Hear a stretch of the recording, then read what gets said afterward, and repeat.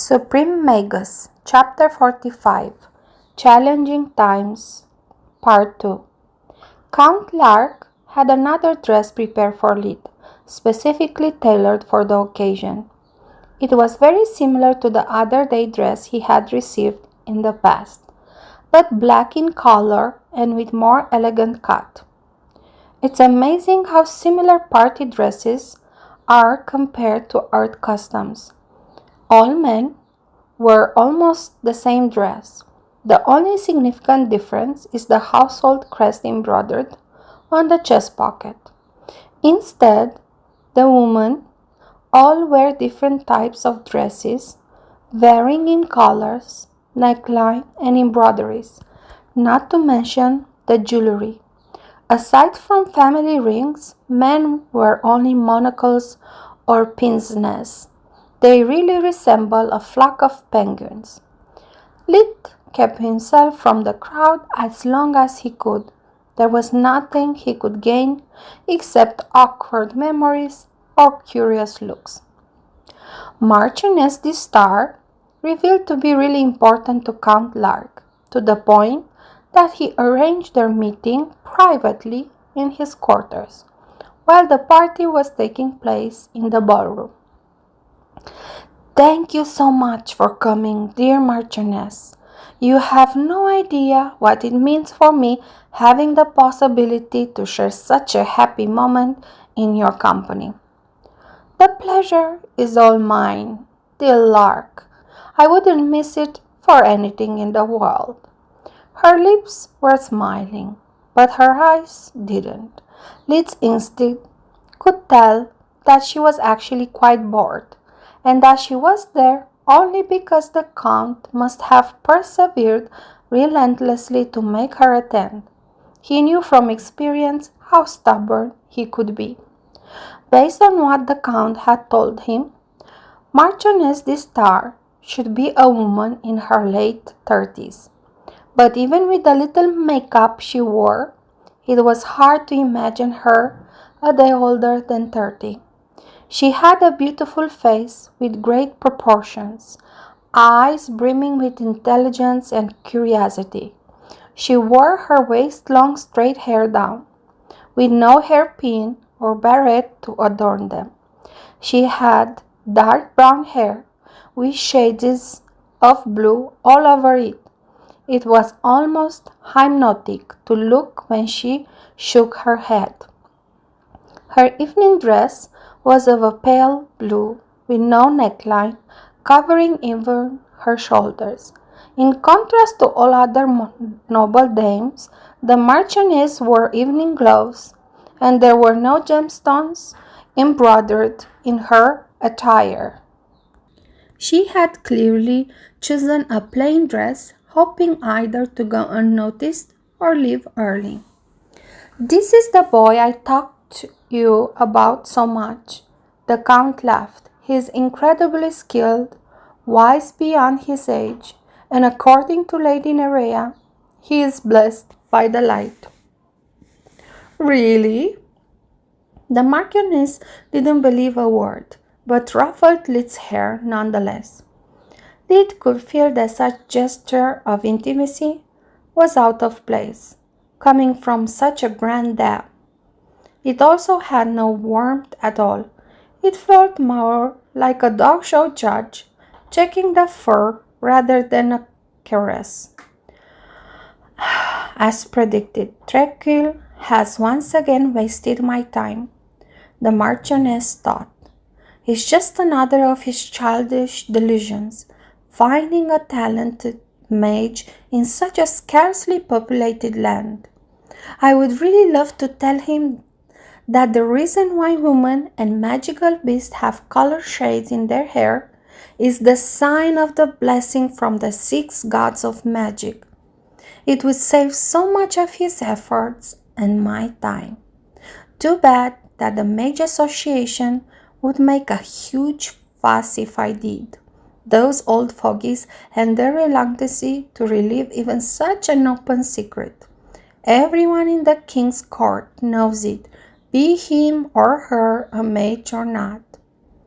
Lid could see she was disappointed. but had no idea why. Eager to go back home and do something actually meaningful, he bowed to her. "My name is Lid of Lucia, your ladyship. I am glad and honored to make your acquaintance. Please accept this humble gift. It's not much, but I made it myself." The Marchioness was pleasantly surprised. At least this country bumpkin acts humbly and knows the proper etiquette, instead of being all arrogant like he owns the place, unlike all his predecessors. "Thank you. I'm much obliged." It's what she actually said even before opening the envelope. It turned out to be a square-shaped wood board with sides about 51 centimeters long and 8 columns and rows of black and white alternating colors of wood. After checking it with the count, Lid couldn't be bothered much finding a proper gift and went straight plagiarizing the game of chess. The Marchioness' interest was piqued. She had never saw anything like that before. The board was accompanied by the chess pieces and a booklet explaining all the rules. The difference from the common chess games were few but significant. First, the king and the queen roles were swapped. Lid had to suck up to an important woman, making the game goal was plainly stupid. Also, he renamed the bishops as mages and the pawns as commoners. Everything else was as it is supposed to be. The Marchioness read the rules so fast that Lid thought she was simply skimming. Instead, she asked him a precise question: why the commoners can become any chess piece if they reach the end of the board. Although he had considered it unlikely, Reed had prepared for this question, giving the answer the usual fortune cookie wisdom that the Count so much liked. Because when someone, even a commoner, completes his journey towards wisdom, life holds endless possibilities. After all, even the king's ancestors at some point have been simple commoners before rising to power. The Marchioness giggled softly. "Well, it seems that at least the part about the wisdom is true," she thought.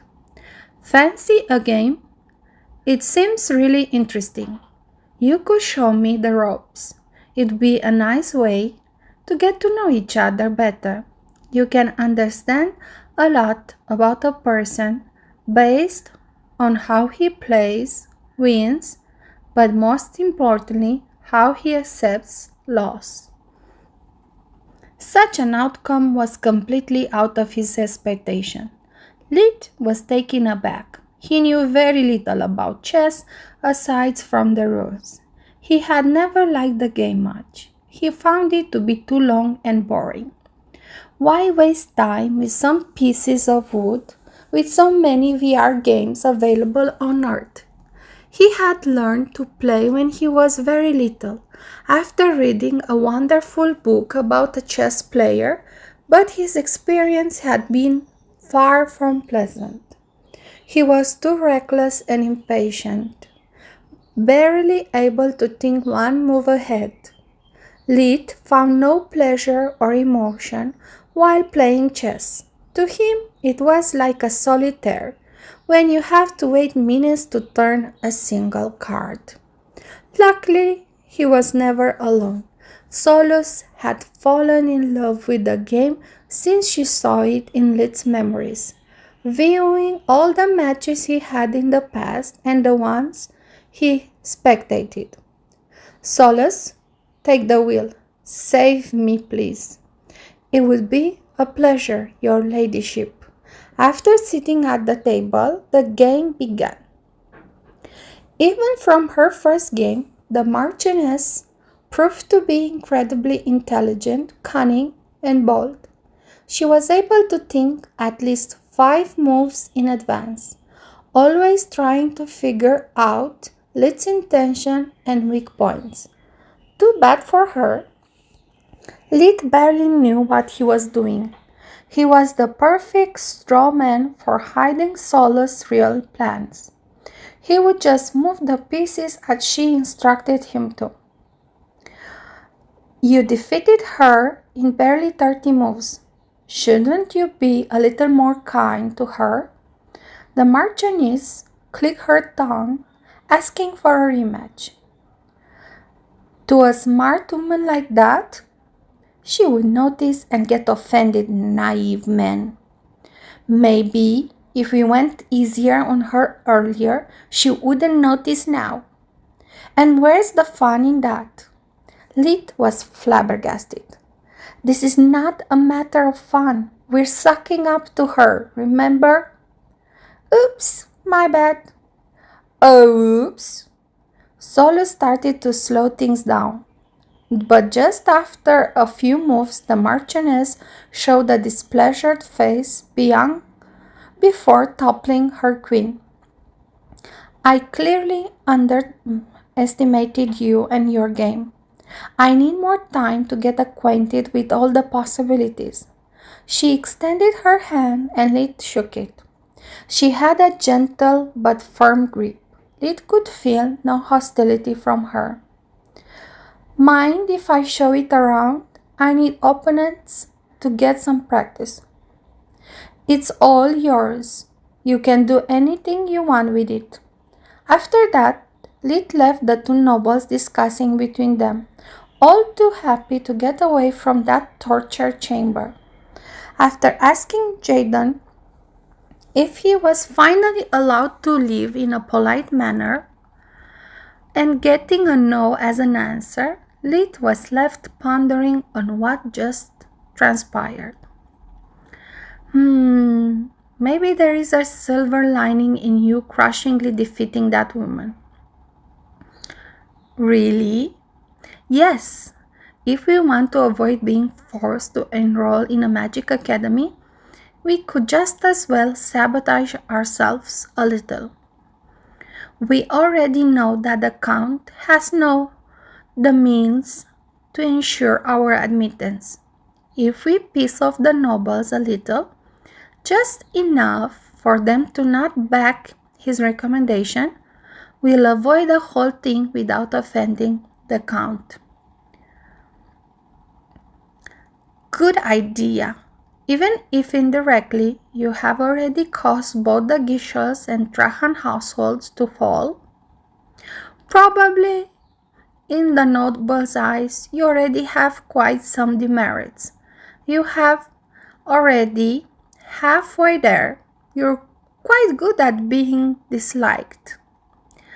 Thanks for the vote of confidence. Lid returned sour. Solace inwardly cursed herself for the slip of the mind and avoided apologizing. In that moment would only add fuel to the fire. For the first time in years, Lid was actually hurt by those words. His anger silently rose. When he heard someone belittling his endeavor of killing Gerda, he seized the opportunity to set his plan in motion. It was a couple, likely father and son, commenting on the stuffed beak exposed in the corner of the room. "It's not that big," said a chubby middle-aged man that barely managed to reach Gerda's navel with his head. "I'm sure you could have killed it too, Frenon." "I don't know that," replied the 10-year-old kid that shared a striking resemblance with the man, only younger and thinner. "It seems big to me. And look at those fangs and claws. This Lid must be crazy to get near something like this." "Bah!" scoffed the man, making his double chin and his wax-brown curls tremble. "If you kill it with magic, there is no need to get close. It's just that simple. How can you be less bold than a commoner? I pampered you too much." "I beg your pardon?" a stone-cold voice reached them from behind. The two turned around, trembling visibly. They had recognized Jadon's voice, the future Count Lark and lord of their lands. Even in his anger, Lid wasn't so reckless. He just ratted them out to his noble friends, leaving the dirty job to them. That was quite a rude remark, Baronet Hogum. Kayla's voice was fierce and loud, resounding through the whole room.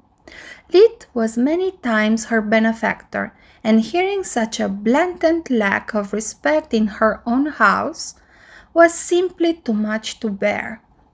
Jadon thought the same, but his sister has butted in at the right moment, forcing him to step back momentarily. There's a misunderstanding. The baronet title was the lowest. Getting on the Lark's family black book was beyond bad. Are you implying we are both deaf or just stupid? Did you hear what I did too? Dear brother, I heard a nasty remark about one of our honored guests, dear sister. Before things could escalate further, the Marchioness chimed in. There. It's a party. Let's try to be friends and not spoil the mood. Her appearance made all heads turn. The chatter instantly stopped. Besides, it's so simple to separate the wheat from the chaff. What about a little magic challenge? The room roared in applause. Under the Marchioness's lead, the crowd moved outside. The park was already perfectly lit, since after the dinner party was supposed to move outside to enjoy the fresh night breeze while drinking properly aged liquors. She made the two boys stand 20 meters away from each other before explaining the rules. This will be a friendly match, so it ends on first blood. Only magic is allowed. I want no underhanded tricks. Also, seriously harming the opponent is prohibited. A mage without control is no different from a violent drunkard. Strangely, the Marchioness said that while looking only at Lid, and that pissed him off even further. So, just because I'm a commoner, she treats me like a barbarian? So much for losing with grace. Such a hypocrite. I'll be the judge. If I say stop, you better stop. Fuel was added to the fire. Both youths nodded. Lid put his arms behind his back. You know, I really wouldn't be in your shoes. If you win, you prove nothing. You would have just beaten a lowly commoner, like everyone expects you to. But if you lose, Lid paused dramatically, still waiting for the start signal. Wouldn't it be terrible, losing in front of all these people, proving to be less talented and bold than a commoner? The young baronet started gulping loudly, turning constantly towards the crowd, suddenly realizing the pressure of the challenge. Begin! When the Marchioness's voice rang out, he was so stiff that he had yet to move. When Lid opened his palm while yelling, "Scram!" A powerful gust of wind made Baronet Hogum fall on the ground. Lid of Lutia wins. The crowd was surprised. A murmur started spreading like wildfire. Why did she stop the match so suddenly? Everyone asked. The Marchioness helped the boy to get up and brought him closer for them to observe. There was a shallow cut on his left cheek, going from his nose to his ear. Just with pure magic? From that distance? Impressive. That's how he has single-handedly killed a beak. Leaf puffed his chest, his anger subsiding enough for him to avoid further mockery on the expenses of his defeated opponent. A small girl quickly rushed to the Marchioness, making a perfect bow to her while whispering something, her face all smiles and pleasantries. She was so petite to appear ageless to Lid. She could be 8 years or 13 years old. He couldn't tell. She was definitely flat as a board, with gold blonde hair with shades of red. Her dress had gemstones in the size of an acorn embroidered into it. The brat must be loaded, Lid thought. Be careful. While the boy was just a yellow cur, she has a green one, Solus warned him. Lid inwardly scoffed. Lucky boy. Lid, this is Minea Tristarm, daughter of the Viscount Tristarm. Minea, this is Lid from Lutia. Nice to meet you. The girl performed a barely noticeable courtesy. The pleasure is all mine, Lid returned the rudeness by performing such a small bow that it could be easily confused with him checking if his shoelaces were properly knotted. Minea was really impressed by your feat and would like to challenge you to a different kind of competition. It would be an honor performing for her grace. My father had tried for so long to get an audience with your ladyship. Obnoxious brat, Lid thought. She had been watching the Marchioness the whole time, speaking like I'm not even here. You are in for a surprise. They moved back into the ballroom, where the servants promptly prepared a small round table. A single candle was standing on its center. This is a magical competition that's really popular within the capital. The girl kept looking at the Marchioness while she explained the game with a condescending tone. Real mages are not mindless brutes. Real powers come from the mind. Spare me the details and explain the rules. Lid's tone was even more condescending. It's really simple. Minea looked at him for the first time. Each one of us picks a color. The one that managed to keep the candle of the chosen color for 10 seconds is the winner. Is it clear? Lid yawned. I'll take the yellow. And I the red, like my hair. It's my favorite color. When the Marchioness gave the heart signal, Minea tried her best to turn the candle to red, while Lid was checking his nail's length, yawning from time to time.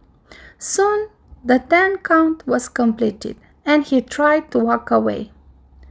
Wait! I demand the do-over. The girl was bright red from embarrassment. Why? Do you realize that keeping control of a flame is much easier than take it over? Lid could easily see through her allegations. Are you insinuating that by exploiting the natural color of the candle, I took control of it before the challenge started, getting an unfair advantage? He laughed. You can understand a lot about a person based on how she plays, wins, but most importantly, how she accepts loss. Lid quoted, looking straight in the Marchioness' eyes. Let's have a do-over then. This time I'll pick cyan. Feel free to get a head start. I'll commence my attack only when the flame is completely red, so we'll be even. Agreed? Eager to restore her wounded pride, Minea nodded while she was already turning the candle to a bright red. Can I? When both the Marchioness and Minea nodded, Lid started sending trendles of mana towards the candle. Slowly, but inexorably, Many cyan spots appeared inside the flames, taking it over in less than a minute. I yield. Minea didn't wait for the 10 count. The outcome was painfully clear to her. Do you want another do-over?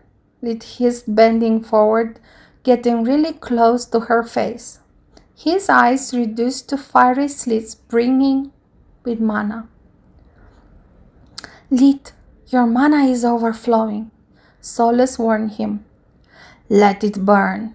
Minea shook her head before running back to her father. No one dared to challenge him anymore.